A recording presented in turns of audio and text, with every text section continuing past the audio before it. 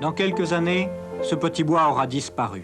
À la place, l'EDF aura installé un important poste de transformation et des centaines de pylônes et de lignes à haute tension commenceront à traverser le Blayais au nord de Bordeaux. Et c'est à partir de cette toile d'araignée de l'an 2000, qui représente l'implantation de lignes haute tension sur des largeurs de 3 à 600 mètres, que nous avons mené notre enquête. La bataille pour l'environnement a donc commencé avant toute exécution du projet, mettant en cause la manière dont on a choisi le site de Saint-Savin. Plus qu'une contestation sur la nécessité de construire ce poste et d'installer d'importants couloirs de ligne, c'est surtout l'absence de consultation et le fait qu'aujourd'hui déjà EDF considère son choix comme irréversible qui alimente le ressentiment local. Je considère que lorsque 5, 10 lignes ou davantage vont se situer de manière parallèle dans cette région, ce pays aura subi un préjudice considérable. On aurait pu s'y prendre autrement et à tout le moins ménager les susceptibilités en recherchant différentes solutions. On peut installer des câbles jusqu'à des tensions de 225 kV et 380 kV, 380 000 volts sur des distances relativement courtes. En fait, pour des distances longues, enterrées.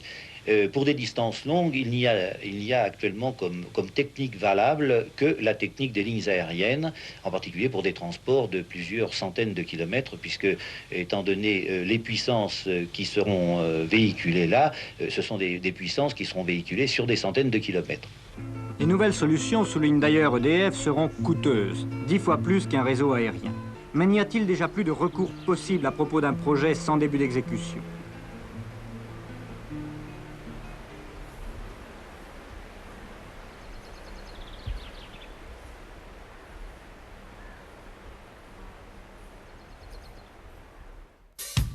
Et non, il n'y a pas eu de recours ici dans les côtes de Blaye, au nord de Bordeaux.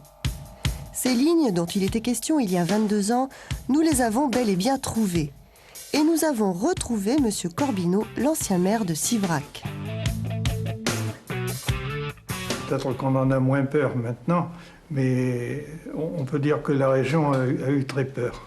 Le tracé ne nous paraissait pas rationnel, parce qu'il s'éloignait trop de la ligne droite qu'on nous avait présentée comme la panacée pour l'installation des lignes, si bien que nous avons compris que ce n'était pas la peine de vouloir mener un combat en face d'EDF. On était vraiment trop court et trop léger, et on a pensé qu'il valait mieux essayer de faire infléchir le tracé, ce qui a été fait d'une certaine manière. Alors aujourd'hui, qu'en est-il de ces lignes ? Ici, il y a la première ligne qui a été construite en 81, juste après l'autoroute. Il y a une deuxième tranche qui a été faite en 1984-85 et qui mène donc l'électricité de la centrale de Braux au poste d'interconnexion de Cubnezé. Et la dernière ligne qui a été mise en service au cours de cette année, un peu plus petite, elle prend l'électricité à Cubnezé pour la ramener dans le Nord Gironde parce qu'il manque d'électricité. Donc ça fait des allers-retours. Bah oui, pourquoi faire simple quand on peut faire compliqué ?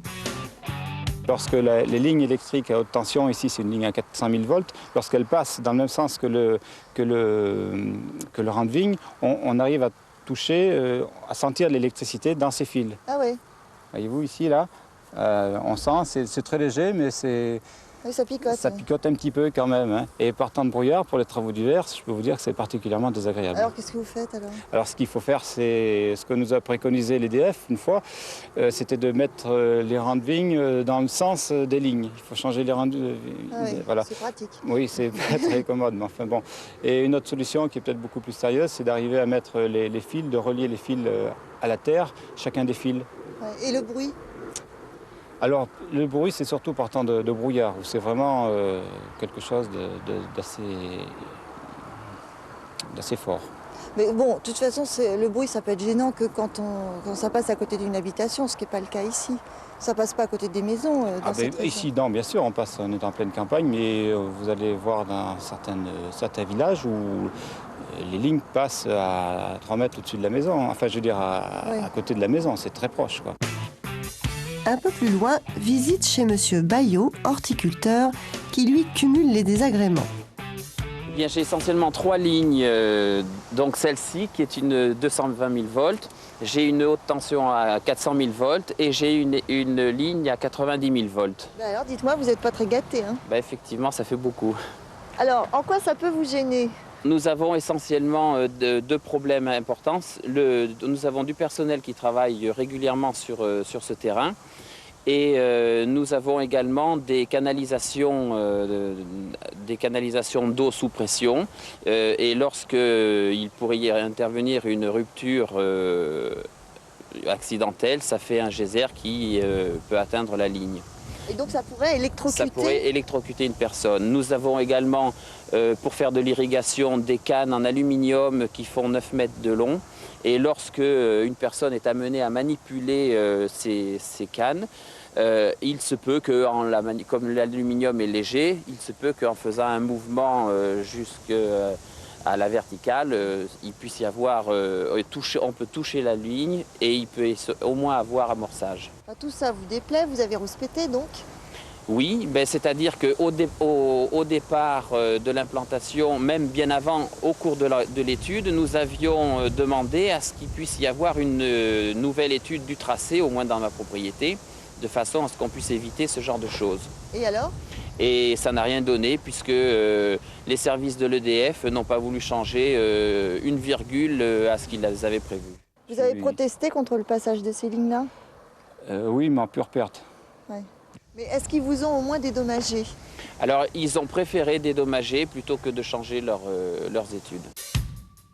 L'indemnisation, en voilà une belle invention.